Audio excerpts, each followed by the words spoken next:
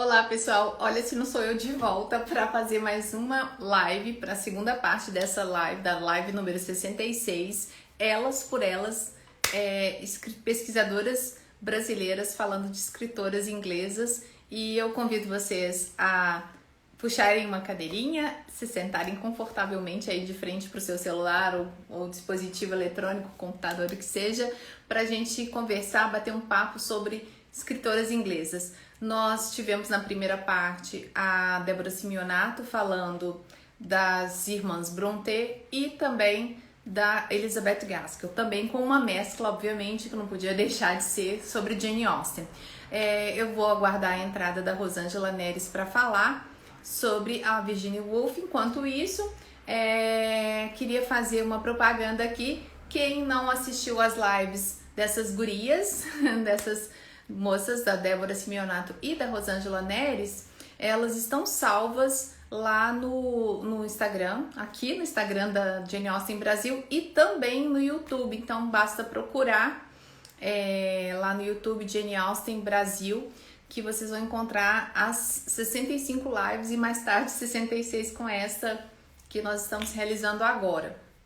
É uma questão só de tempo, né, da Rosângela entrar. Eu vou adiantar algumas coisas aqui. Então, Rosângela, se você entrar e eu não te ver, por favor, me avise. As nossas apresentações, como a Débora já fez, da sua pesquisa de mestrado e doutorado lá na Federal do Rio Grande do Sul, sobre as Brontes e a Jane Austen, as Brontes e a Gaskell. Então está tudo disponível lá no Lumen, que é o depósito de teses e dissertações de mestrado da Federal do Rio Grande do Sul. Eu já vou chamar a Rosângela, deixa eu ver aqui. Colocar um sotaque diferente. A gente estava com o sotaque do Sul, eu tô aqui no meio do caminho no mapa, a Rosângela tá lá no Nordeste, agora nós vamos falar de Virginia Woolf. Então, Olá! muito obrigada, Rosângela, por estar conosco essa noite Oh, e nos presentear, assim como a Débora fez, com um pouquinho de escritoras inglesas, que é a nossa especialidade, né? As nossas especializações, cada uma na literatura, na linguística, como é o meu caso. Também uhum. estou mais na literatura do que na linguística, mas tudo bem. Eu queria que você se apresentasse. Então, vou seguir o roteiro, você se apresentasse, que eu acho Tá. melhor você falar um pouco sobre as suas pesquisas, onde você trabalha, o que você faz. Então, Adriana, primeiramente, não é? Obrigada pelo convite novamente. Você está me ouvindo bem? Hoje eu tive todos os problemas de conexão, sabe? Eu disse, não acredito, né, que não vai dar certo, Olha, mas o graças a Deus. Instagram tá uma benção. E eu não tô nem com dados de celular, tô só com o meu Wi-Fi. Então, tá bem. Eu estou usando os dados agora, né? Porque o meu Wi-Fi está complicado. Tem chovido aqui em João Pessoa, então a gente está com uma conexão um pouquinho instável, né? Mas eu acho que vai dar certo. Bem, Né? Então, eu quero agradecer a você pelo convite. Sempre muito feliz, você é uma amiga muito querida. Então, fico, né, feliz demais, sabe, de estar aqui, principalmente para falar sobre a Virginia Woolf num dia como hoje, não é? Que é um dia tão importante para todas nós. Então, fico muitíssimo feliz, né? Eu sou professora meu nome é Rosângela, né? Eu sou professora de literatura na Universidade Estadual da Paraíba. Eu trabalho com literatura brasileira e literatura infanto-juvenil, né? E sou pesquisadora na área de literatura e cultura, e mais especificamente em literatura comparada, né? Onde eu fiz o meu doutorado sobre a obra da Virginia Woolf, né? Sobre Ao Farol, não é? De Virginia Woolf, analisando o romance e o filme, né? Então, é isso, né? Tenho trabalhado desde então, né, com Virginia Woolf, tem sido maravilhoso. Uma, né, escritora incrível, cada vez que a gente adentra mais a obra dela, mais apaixonado vai ficando. Então, uhum. sou muitíssimo feliz. Ela me trouxe sorte, eu costumo dizer sempre isso, né? Sim, eu acho que para todas nós, assim, que nos envolvemos com essas escritoras fantásticas, a gente falar sobre elas nos trouxe sorte, assim. em diversos Isso. aspectos, não é só de ter concluído uma pesquisa bem feita e, Uhum. né, a gente ter pulado, não pulado, indo de degrau em degrau até chegar na academia. Eu acho que a gente deve muito, mas para que isso acontecesse também, Rosângela, eu acredito que tem que ter essa conexão, sabe? Essa, Isso. essa, essa interlocução ali é bem Uhum. clara entre uma escritora ou várias escritoras e quem está lendo, no caso, né? Antes de tudo, nós somos leitoras, antes de sermos pesquisadoras Com e doutoras nas certeza. nossas respectivas áreas, né? Acho que a leitura é que abriu essas diversas portas. Não, eu tô ficando emocionada. Ai, meu Deus. Só sei uma coisa, minha gente, que eu sou de Minas Gerais, mas toda a minha fundamentação está aí no Nordeste, né? Meus pais são do Rio Grande do Norte, mas aí tive essa primeira live com a Débora. Com certeza já peguei alguma coisa do sotaque dela e vou sair com o seu tudo junto e misturado. Então, Nossa. não adianta mais querer me colocar, me situar em Minas Gerais, porque eu vou sair daqui numa live, né, mixed, completamente misturada.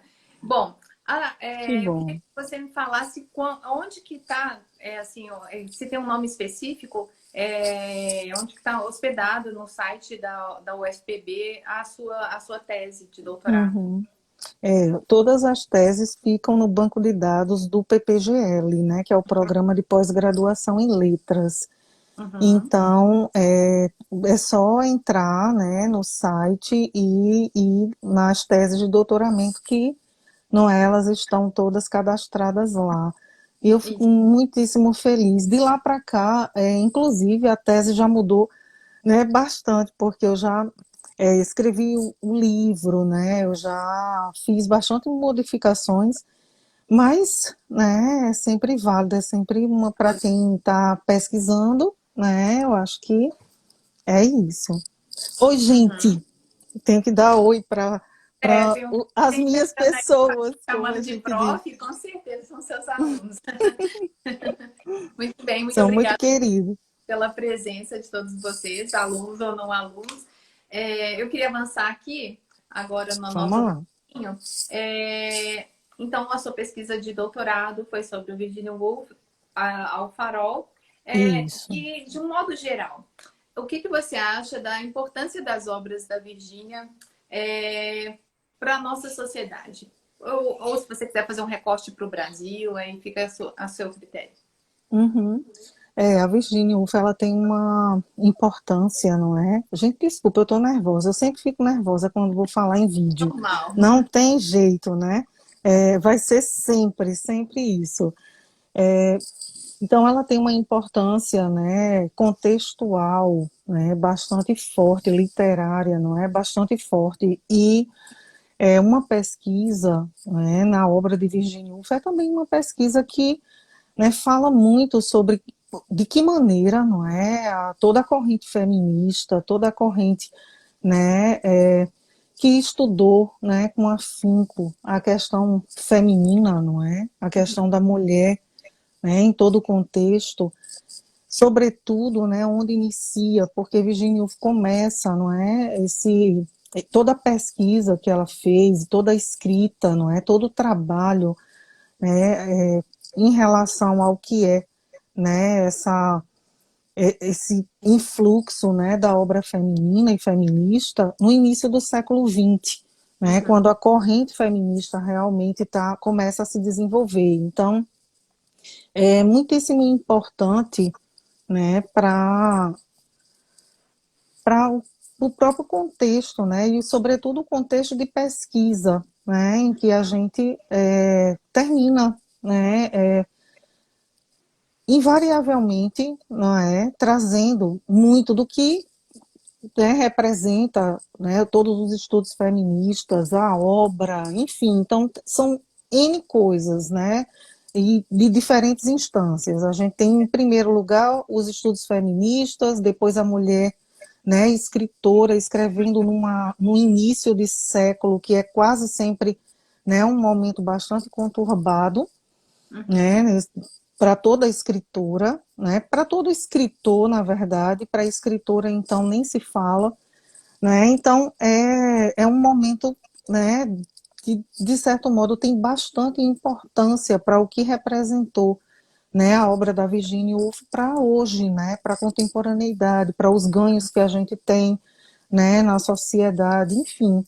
Né, eu acho que a pesquisa, não só em relação à Virginia Woolf, ela foi uma, né, das participantes bastante vorazes e enfáticas desses movimentos em relação, não é, aos estudos femininos e feministas, mas não somente isso, né, chamar mesmo a atenção das pessoas, né, para o que era o contexto, sobretudo o contexto de pós-guerra, né, que é um contexto bastante delicado, né, para quem é artista, era naquela época, continua sendo, a gente, Sim. né, vivenciou isso agora há pouco, né, vem vivenciando isso, então é, uma obra de grande relevância, né, para o que a gente, também para o que a gente vivencia hoje, né, em relação ao que o estudo feminista, né, o estudo que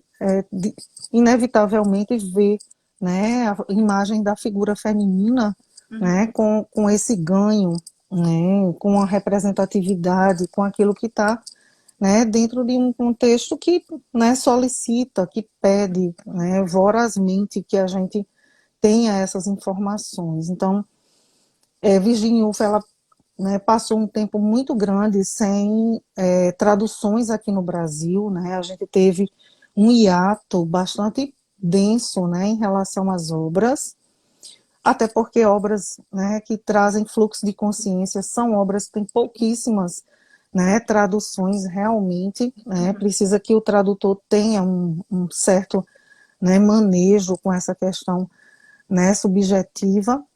Então a gente passou um tempo longo, né, um hiato sem obras, sem tradução das obras de Virginia Woolf aqui. Hoje, né, a gente já tem muita coisa, já tem, né, inclusive a editora Nós está trazendo muitas novidades no momento, né, então eu acho que a gente, invariavelmente, a pesquisa também impulsiona isso, né, impulsiona a obra, impulsiona, Sim. né, mais produções, né, mais traduções, então eu acho que é bastante relevante, né, a pesquisa, sobretudo essa conexão, né, que existe entre a escritora feminista, o contexto de Brasil, que é um contexto onde tudo acontece muito depois, né, Exato. e pois enquanto no início do século, né, nos outros países, a situação da mulher já vinha, né, sendo discutida, no Brasil a gente tinha ainda um período muito delicado, né, então a situação feminina aqui só vai se modificar realmente a partir de 1960, não é? Depois disso, com um grande afinco em que né, as lutas legitimadas começam, na realidade, a fazer efeito, né?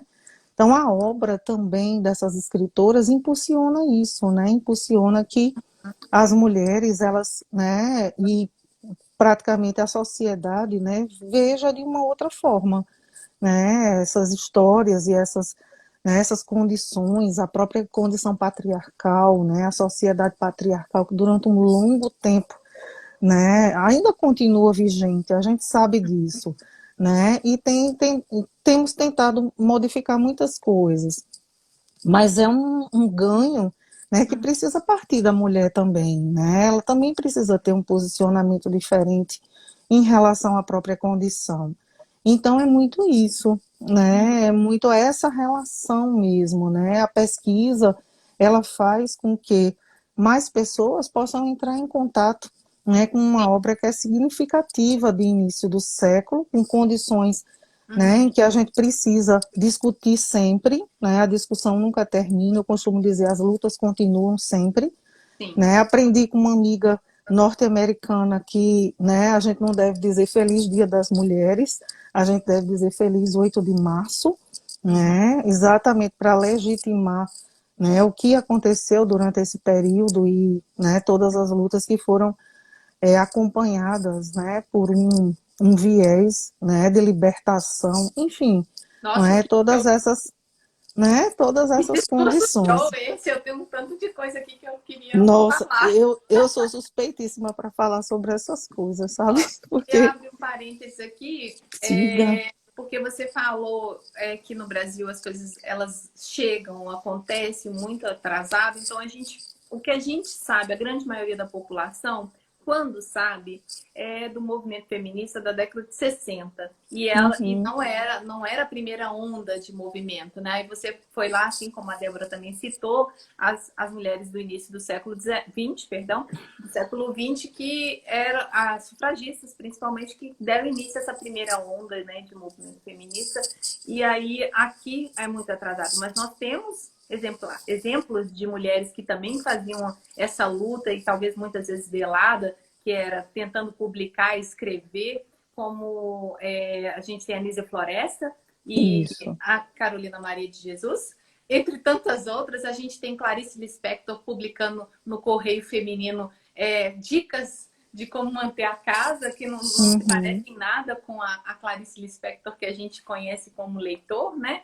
E então a gente percebe que isso tudo, né? Olha, veja bem, a Clarice, para sobreviver, possivelmente por causa financeiramente, ela teve que escrever para uma coluna Correio Feminino que não era tão assim o sangue de Clarice ali, né? Ela tinha que dar uma isso. camuflada. Uhum. Deixa eu só ver um E comentário. aconteceu também com a Virginia Woolf, sabe, Adriana? Ela escreveu muitos textos que foram publicados nos jornais porque ela precisava do dinheiro, Sim. né? Ela vem de uma família que não é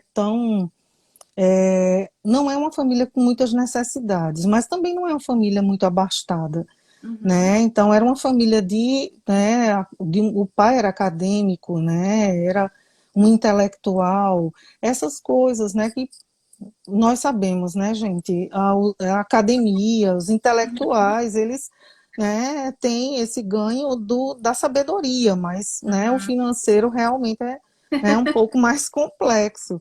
Então Sempre é isso. Uhum. foi. E- Eu tive um insight aqui, deixa eu ver se eu não consigo perder, porque é tanta coisa legal acontecendo, principalmente na minha cabeça aqui, porque cada fala de vocês que estão aqui, né, nos presenteando com as pesquisas que vocês fazem, fizeram, a gente desperta, acende uma luzinha que, ai meu Deus, como que eu não pensei nisso? Ou olha que interessante esse ponto de vista, aí eu me perco como fã de vocês. Oh. É, a gente vive um dia, né? Como o dia de hoje, que é o dia 8 de março, vou passar a usar essa definição aí da família, Uhum. né? Essa celebração, e não o Dia das Mulheres, também com uma situação de luta muito particular para cada uma de nós, vai depender do contexto onde a gente está inserido, cada uma de nós está inserido, porque a pandemia também, ela meio que coibiu a publicação. Eu vejo colegas que são escritoras e que são Isso. professoras. A pandemia ela fez um desserviço, né, para essa Uhum. mente que pulsa, que escreve, que publica, porque as mulheres também tiveram que, de uma forma assim como os homens, né, fazer jornadas duplas, triplas em casa, mas a mulher ainda, Sim. na nossa sociedade, eu estou falando só do Brasil, a mulher ainda é exigida de fazer todas as tarefas domésticas, ter o trabalho, no nosso caso acadêmico, e aí escrever fica para depois, ou não, nem fica, nem existe essa Isso. possibilidade. E tem também a questão da falência de muitas editoras, né, da dificuldade de publicação no momento como esse que a gente está vivendo. Então, é sim um dia também para a gente pensar que tem um tanto de voz aí que está sufocada por causa desse momento, quer seja por causa da saúde pública, né, da pandemia, ou até mesmo por uma questão de restrição. A gente, sei Uhum. você, mas eu tenho notícias do mundo acadêmico que quando os editores das revistas acadêmicas são homens, eles têm uma limitação assim de aceitar publicar uma revista Com inteira com certeza. mulheres, de pesquisa só de mulheres, né? Que tem aquela coisa assim do, eu não vou nem falar um termo chulo, assim, uma broderagem que eles Uhum. facilitam, favorecem mais os amigos, os colegas, a camaradagem, que é a palavra correta, para publicação. Então, a gente passa por isso, não é como a palavra que está em alta hoje, ontem, não é mimimi, né? Uhum. de reclamação, porque a gente não consegue, às vezes, né, ter lugar de fala ou publicação nessas editoras ou nessas revistas acadêmicas. Agora eu vou voltar, deixa eu voltar aqui para o meu roteiro, porque senão eu vou começar. E é interessante isso que você falou, Adriana, porque não é de em que momento a gente consegue produzir, não é alguma coisa, um Uhum, texto, as, né, universidades, as sim, escolas, não é, redobraram, de certo modo, o tempo, né, que a gente passa online sim. durante essa pandemia. Então, Uhum, é um tempo, né, que a gente praticamente não tem. Então, quando a gente não está em aula síncrona, a gente está orientando o aluno, a gente sim, está procurando, fazendo uma pesquisa, não é, para TCC, essas coisas. Então, isso, é um tempo em que antes a gente ia para o trabalho e lá, não é? Você desempenhava toda a isso, sua função e, né? E depois quando você vinha para casa, tudo bem, não é? Você tinha aquele tempo também seu, né? extra. Hoje não, hoje Não ficou é tudo extra misturado. classe que eu quero E dizer. isso, hoje ficou tudo misturado, né? Eu digo, vou dar aula síncrona, então eu vou, né, trocar de roupa, eu só não calço os sapatos, eu tenho que confessar isso, né? Porque alguém me perguntou, eu postei alguma coisa no Stories e alguém me disse assim, eu não acredito que você, não é, faz tudo isso, você, mas tem que ser, não é? Até mesmo para dar aquele limite que a gente precisa, não é? Então agora é a hora, né? A professora Agora é a hora assume, da série. né? Então tô ali, tô, sabe, no escritório, tô, sabe? Então é aquela coisa, mas eu preciso arrumar o cabelo, eu preciso passar perfume, até perfume eu passo, né, Precisa de um para aula ritual. síncrona, Não, claro. todo um ritual, né, aquela coisa. Então é isso, né? Eu acho que o nosso tempo também foi tolhido, né? De certo modo, o tempo nosso, o tempo que é nosso, né? O tempo que a gente tem para conversar com amiga, para, né, conversar com um amigo sobre alguma, né, questão, enfim, é muito isso, né, também. Então, Eu tô rindo assim, foi, porque tem um tanto de gente me ouvindo. não, não Aí, é, dando oi pra todo ficou mundo. meio que perdido, assim, não é o nosso, esse tempo em que a gente tem para gente. Uhum. Então, não dá, né? Então, temos sim, a gente termina fazendo todo esse ritual, né, que fazia para ir sair de casa para ir para a aula realmente, né, para dar aula É, síncrona. Não tem, né, não tem jeito. Ou a gente faz isso ou a gente, né, passa uma vida inteira no pijama, né, e aí não e dá. enlouquece, né? Eu acho que o pior de tudo Uhum, é essa pressão psicológica, né? Então é isso. preciso, não é passando é, pelos comentários, sei lá, maldosos da futilidade, mas é preciso se arrumar para fazer live, para poder dar aula, porque Claro. nós somos professoras, nós estamos usando as redes Adriana, sociais. eu troquei de blusa 5 vezes para a sua live, Oh, não meu é? Deus, para Porque nossa eu live. estou, pois é, porque eu estou naquela condição, né, extremamente pálida, porque, né, tomo sol Saindo, né? pouco, aquelas coisas todas, né?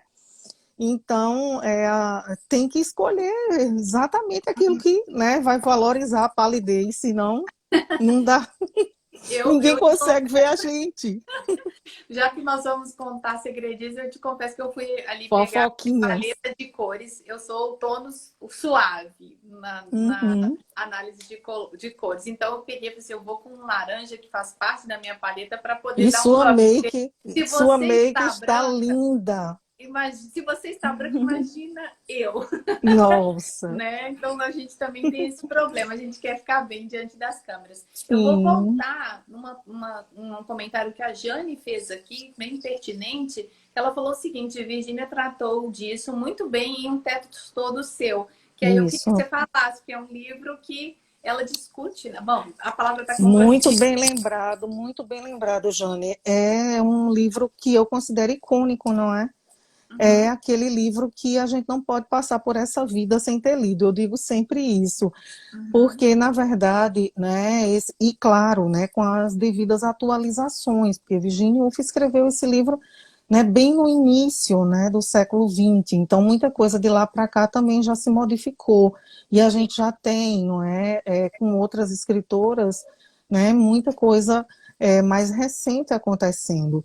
Mas, assim, né, para iniciar, vamos dizer que você não conheça nada, né, desse contexto da mulher escritora, e Uhum. aí você acessar essa referência é muitíssimo importante, não é? Lá ela vai discutir várias questões relevantes para a mulher, né, escritora, né, o tempo que você precisa, inclusive ela vai citar essas coisas que a gente, né, está dizendo, não, vamos falar sobre o ambiente, as futilidades e as coisas, mas ela vai citar isso também, não é, no texto, e ela vai citar a necessidade que se tem de um espaço seu, não é, Uhum. para empreender essa escrita, né, exatamente para modificar aquilo que você não é, enquanto mulher na sociedade, né, e outros papéis que nós temos também, né, outros papéis sociais que nós temos também, Uhum. e viabilizar isso, né? Então a mulher escritora ela precisa de um espaço só dela, né? Um espaço em que você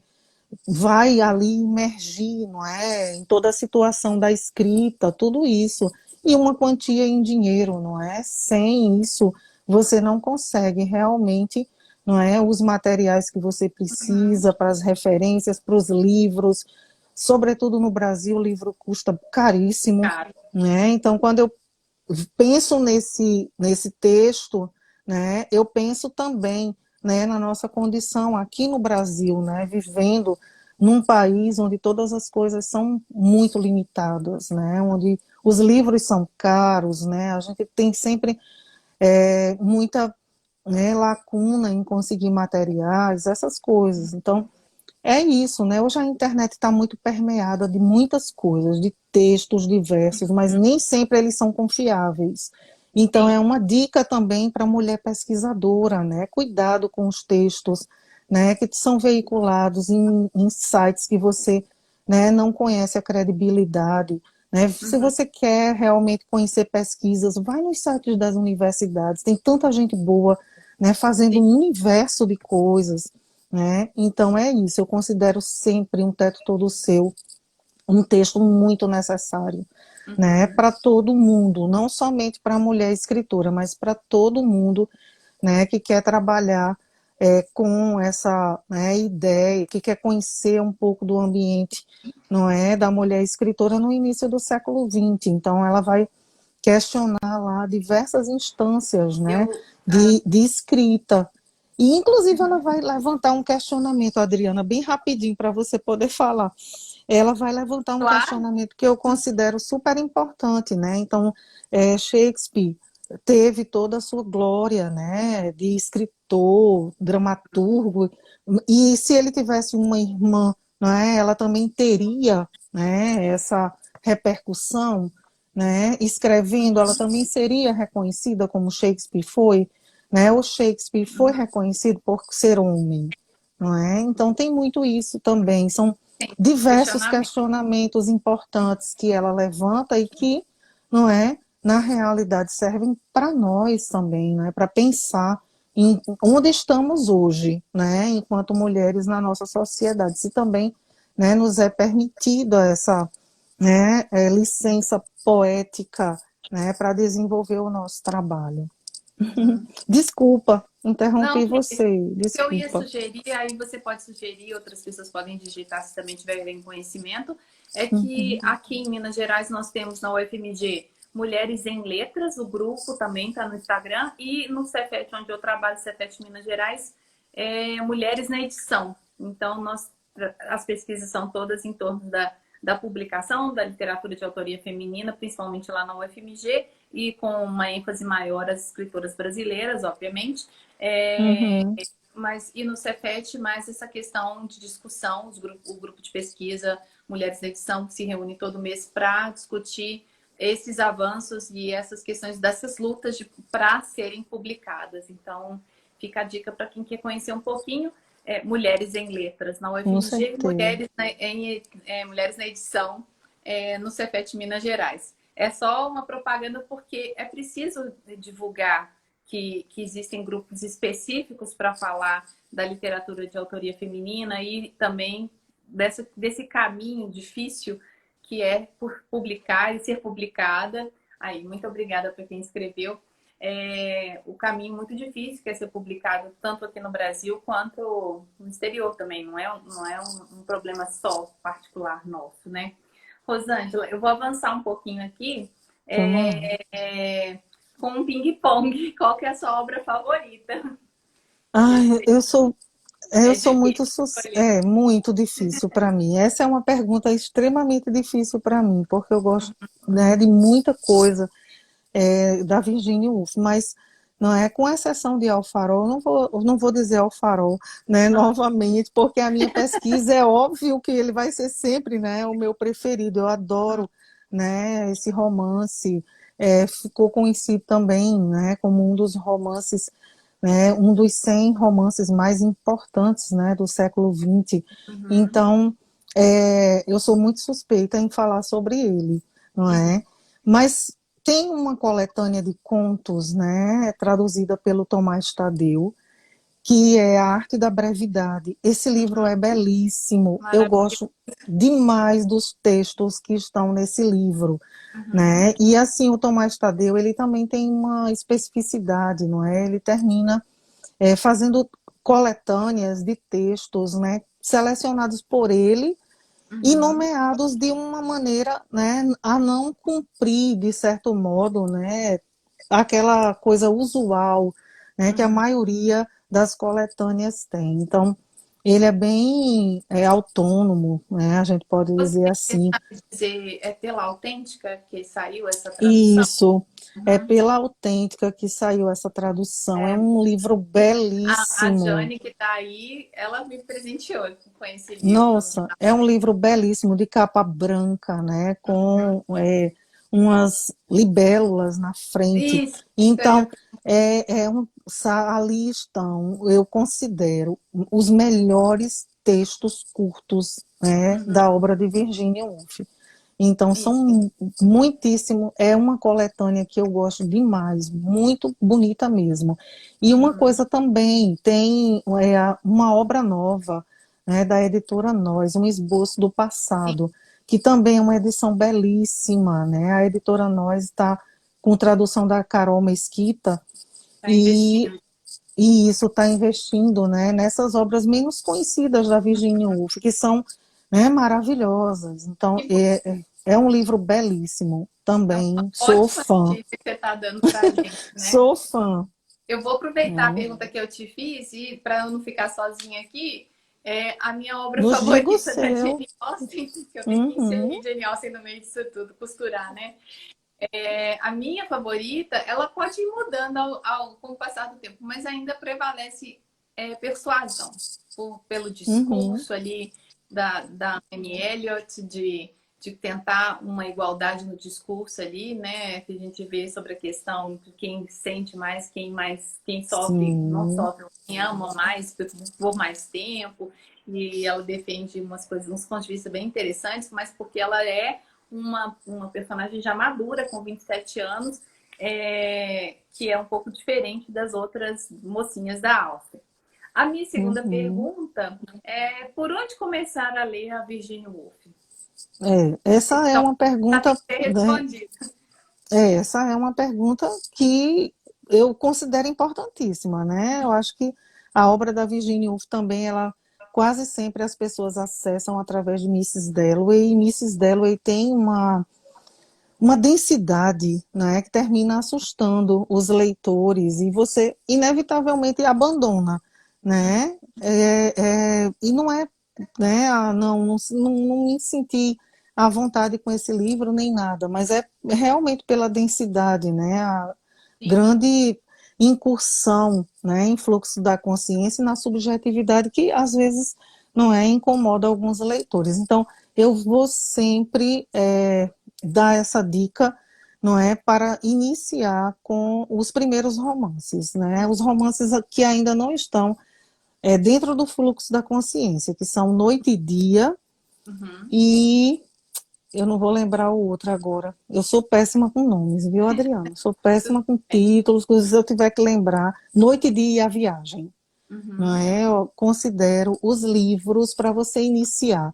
Eles vão ser uma leitura interessante, uma leitura que vai prender, uma leitura que vai trazer, né, um pouco já do universo da Virginia Woolf, não que esses livros não tenham, não subjetividade e fluxo da consciência, eles também vão ter, mas é em menos escala, né, em menos densidade.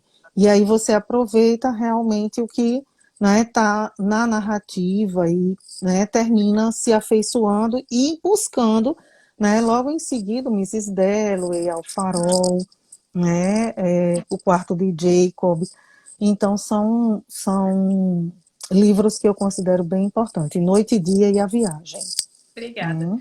Bom, da minha vez, assim, a minha fala, eu sugiro que as pessoas comecem a ler Jane Austen por orgulho e preconceito, porque a gente consegue ver essa produção inicial da Jane Austen, Razão e Sensibilidade, Orgulho e Preconceito, ali, a Abadia de Nottingham, como uma leitura, não posso assim cometer o erro, por favor, não me interpretem mal, mas um pouco mais fácil do que ler Emma, Mansfield Park e Persuasão, que são já parte da produção mais adulta da Jane Austen. Então, Orgulho e Preconceito capta o leitor pela história, né, pelo romance mais leve, né, e a fórmula, né, quase infalível da Jane Austen aí de eu te amo, mas te odeio, ou vice-versa, mas eu te amo.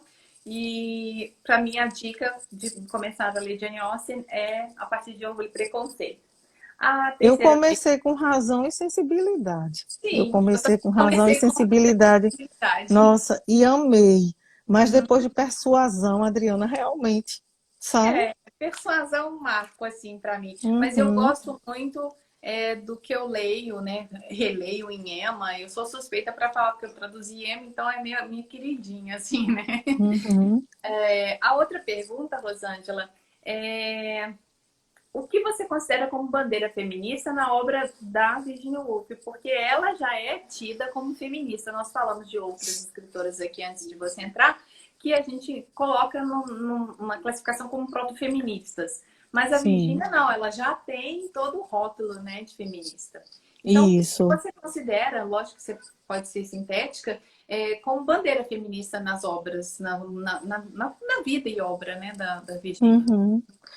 Tem inclusive estudos que consideram a Virginia Woolf, não é, aquela primeira feminista ainda muito apegada a situações que são, não é, bastante costumazes, né, quando a gente pensa nos estudos feministas. Então seria é, aquela escritora que, de certo modo, falando do feminismo, ela deixa passar, né, alguns preconceitos também em relação à própria condição feminina. Existe muito essa crítica, né, a Virginia Woolf, mas vamos considerar que ela, né, escrevia no início do século XX com, né, uma proposta muito ainda, né, presa realmente, né, a esses primeiros incursos, né, da própria condição feminina.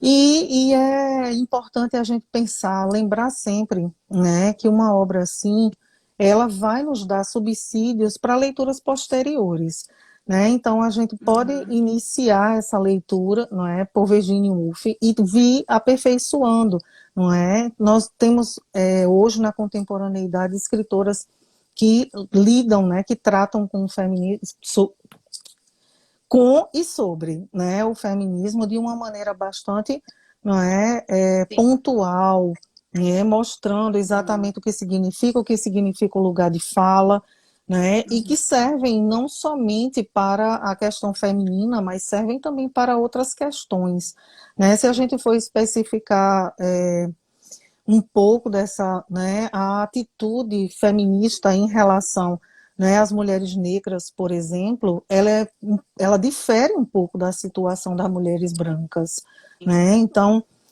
precisa-se desse aperfeiçoamento, né? Eu costumo dizer assim. Mas, sem sombra de dúvidas, né, é uma obra que vai, né, nos fornecer esses subsídios para uma incursão muito maior, né, do que significa o feminismo, né, e para meio que, né, tirar um pouco desse ranço, né, que costuma ser quando você trata, não é, da questão feminista, né, então, não, porque são mulheres que não gostam de homens, são mulheres, ou seja, todos os tipos de preconceito que são latentes e que são né, feitas de uma maneira errônea. Não é nada disso, é uma questão de igualdade, né, uma questão muito mais de lutas legitimadas por espaço, né, Sim. espaço Uhum. da escrita, espaço, né, no mercado de trabalho, do que essencialmente por questões, né, relacionadas à picuinha natural, né, existente entre homens e mulheres. Enfim, né, eu acho que é muito mais se pensar sobre isso, e eu acho que a obra de Virginia Woolf, nesse sentido, né, ela instaura muito essa questão, né, feminista, ela vivenciou isso, né, ela participa de grupos que, né, trazem muito essa ideia e esse Uhum. conceito, né, e enfim, é isso, né, eu acho que é uma obra que vai, né, nos levar além. Eu sempre penso assim, né, sempre penso no aperfeiçoamento de toda e qualquer, né, a obra literária e, consequentemente, não é a crítica, todos os ensaios, né, que a Virginia Woolf escreveu, né, nesse sentido. Então, é isso, eu acho que, né, sintetiza bem. Teria muito mais, né, questões, mas eu acredito que o ponto, né, primordial, essencial é esse mesmo, Uhum. né, a gente ter um ponto de início, é a gente começar de algum lugar e, né, seguir adiante, aperfeiçoando e estudando.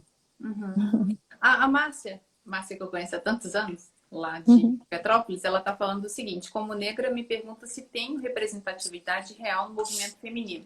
É claro que a gente tem que entender que, historicamente, as mulheres negras elas não foram incluídas naquela luta lá no início do século XX. Por favor, me Isso. corrija, né, e acrescente mais informações, que eu sou Uhum. extremamente rasa, né, na questão dos estudos feministas. Mas nós temos representatividade negra, sim, a partir de publicações. Eu vou fazer uma propaganda aqui, porque eu acho que é fundamental a gente falar sobre isso. Eu estive no shopping aqui em Belo Horizonte, a Livraria Leitura tinha uma sessão especial, não era porque era o Dia das Mulheres, tá? Estava se Uhum. aproximando do Dia Internacional das Mulheres, mas eles tinham uma sessão especial de escritoras negras, de autoria feminina. Tudo bem que coincidiu ali, eu tenho que fazer uma cola aqui, né? Não tinha Simone de Beauvoir, por exemplo, não tinha uma Sim. branca lá nos anos 60. Uhum. Então, eles Isso. tinham outros, como o pensamento feminista brasileiro, que eu acho que é da Buarque, de Holanda, se eu não me engano. Nós tinha também Heloísa. da beleza, mas elas não são escritoras tidas como, né, representatividade negra. Aí você pode acrescentar porque tem a Betty Friedman, que é a mística feminina, eu acredito que ela se encaixa. Então a questão Isso. toda, Djamila Ribeiro, aqui no Márcia, é que Brasil, existem né? essas escritoras. Por favor, a Djamila, não posso esquecer, porque ela está em todo lado Uhum. aqui dos livros que nós E isso, a temos, né? Djamila Ribeiro, a Bell Hooks, não é? A Bell Hooks, Uhum. que é uma estudiosa, não é? Negra americana também, que tem uma obra importantíssima sobre, né, a questão negra no mundo, não somente, né, nos Estados Unidos, e nos Estados Unidos a gente sabe a tensão que existe, né, nesses Uhum. movimentos, é algo que vai sempre ser Também. discutido, né? E aqui a Djamila Ribeiro, para mim ela é A Djamila, por incrível, favor, sigam essa mulher, minha gente, no Instagram. Ela uhum, só tem a acrescentar. A questão aí muito. é de atraso mesmo, sabe, Márcia? E Na a minha gente opinião, é um tem atraso da inclusão, né, dessas isso. mulheres no E movimento feminista. E a gente tem também nas universidades as pesquisadoras trabalhando muito com artigos, né, trabalhando muito nessa proposta. Na UFPB nós temos um grupo de pesquisa muitíssimo específico sobre as escritoras negras e sobre a representatividade negra também, né, em nosso contexto, que eu acho importantíssimo.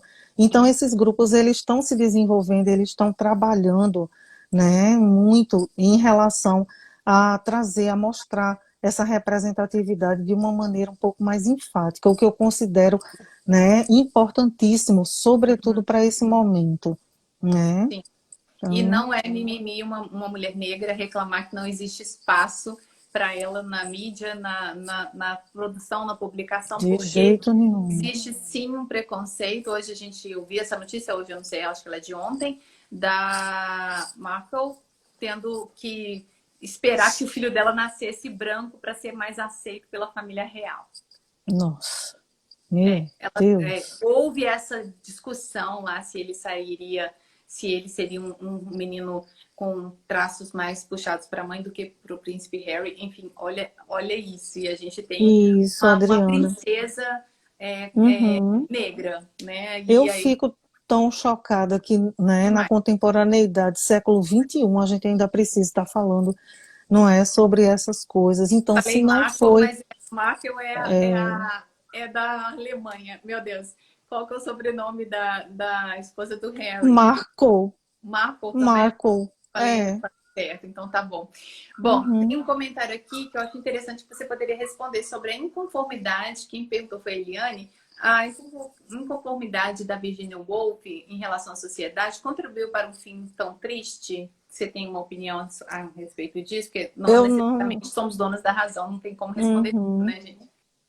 Eu não acredito nisso, Uhum, né? Na realidade, eu não acredito nisso. Eu acho que, sim, Virginia Woolf, ela teve muito incômodo em relação a, né, àquela sociedade do início do século XX.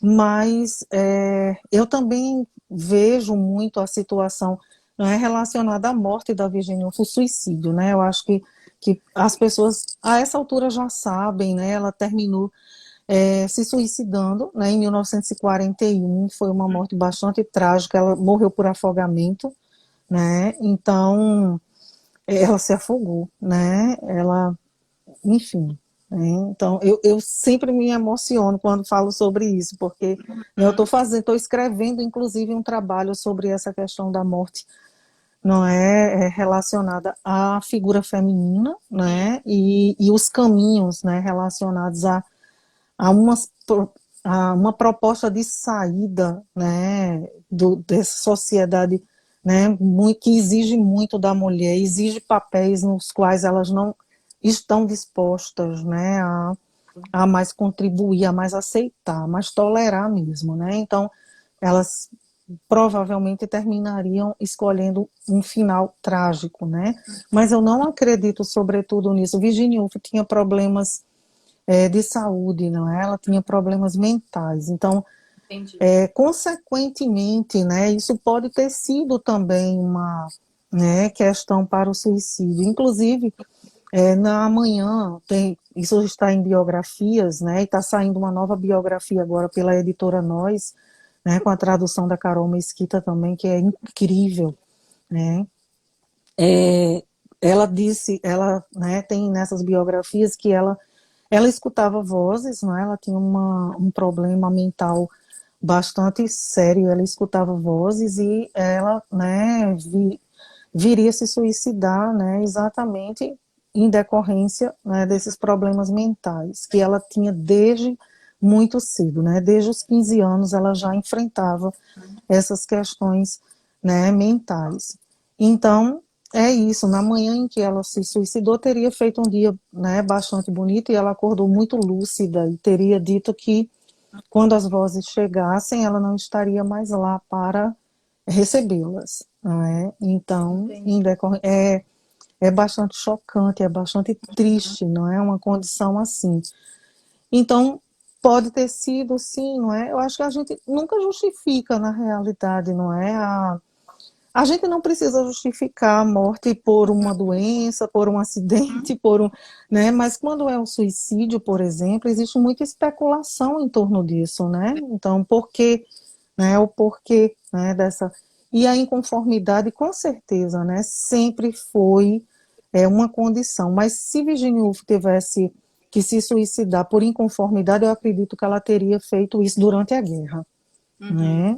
E aí ela não, ela, né, seguiu ainda escrevendo textos incríveis, são os melhores textos dela, Pós-guerra. os textos do pós-guerra, né? Uhum. Então, eu particularmente, e é uma opinião bem pessoal mesmo, eu não acredito que tenha sido, né, somente a inconformidade, né, junta tudo, junta a doença mental, a gente está vivendo um momento bastante instável nessa pandemia, que mexe também com o nosso psicológico, com todas as coisas, e talvez, não é, isso possa, mas né? É É exatamente um tipo isso. de pressão que a gente não está livre, creio que todos nós aqui presentes estamos distantes dessa realidade, mas ela acontece. A própria Meghan Markle confidenciou para Oprah Winfrey nessa Uhum. entrevista que ela não tentou, mas ela pensou em suicídio porque não aguentou a pressão da realeza, da família real inglesa. Veja Nossa. bem.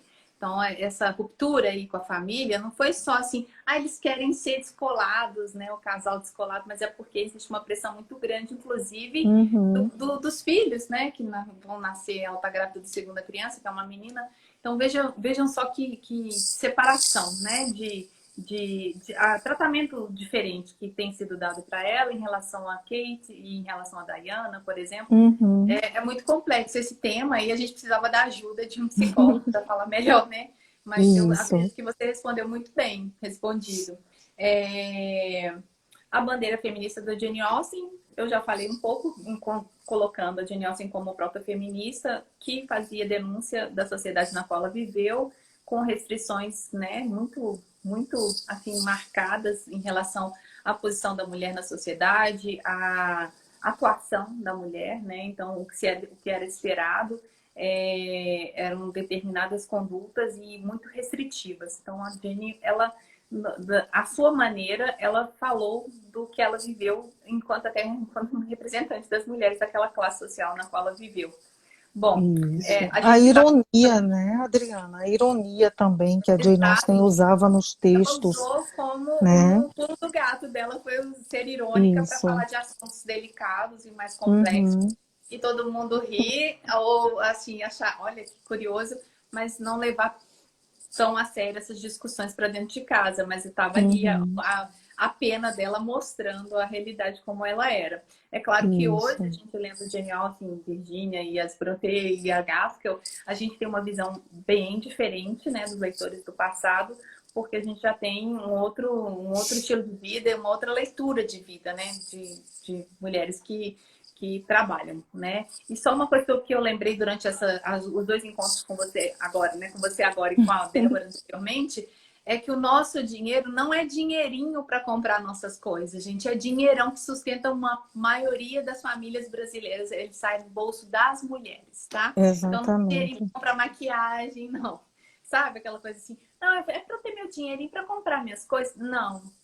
As famílias brasileiras são sustentadas, em sua grande maioria, pelas mulheres. E hoje eu vi uma live do André Trigueiro, hoje cedo, dizendo que Bolsa Família e a chave das casas próprias dadas pelos governos, elas são dadas para as mulheres porque são os seres humanos que mais permanecem em família, elas não abandonam a família com tanta frequência quanto os homens. Então, Isso. o dinheiro ele é valioso, não é para comprar quinquilharia ou bugigangas ou sabe aquela coisa assim que é tida como de mulherzinha.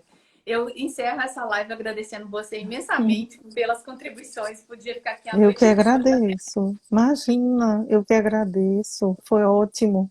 Sempre Espero ter mais muito. oportunidades, né, de convidá-los, você e a Débora, para mais uma rodada assim Vai ser um prazer. Então, gente, muito obrigada por estarem conosco. Eu vi que entraram muitas pessoas, eu não tive, né, como interromper a fala, mas assim, agradeço pela presença de cada um de vocês que esteve aqui conosco e aguardem que mais coisas vão acontecer durante esse ano, mas não com tanta frequência como no ano passado, que eu fiz 64 lives, né, Nossa, durante a foi pandemia. tão maravilhoso.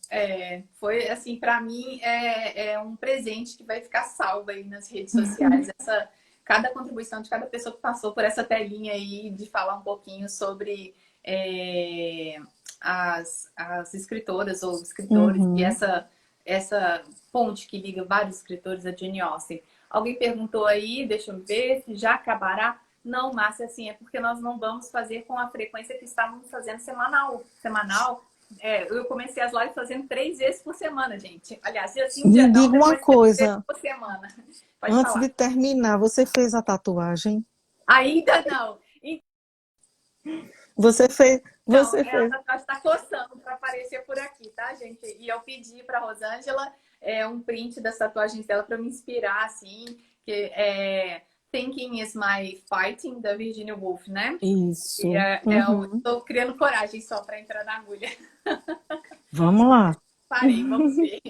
Gente, muito obrigada e boa noite para vocês. Tchau, tchau.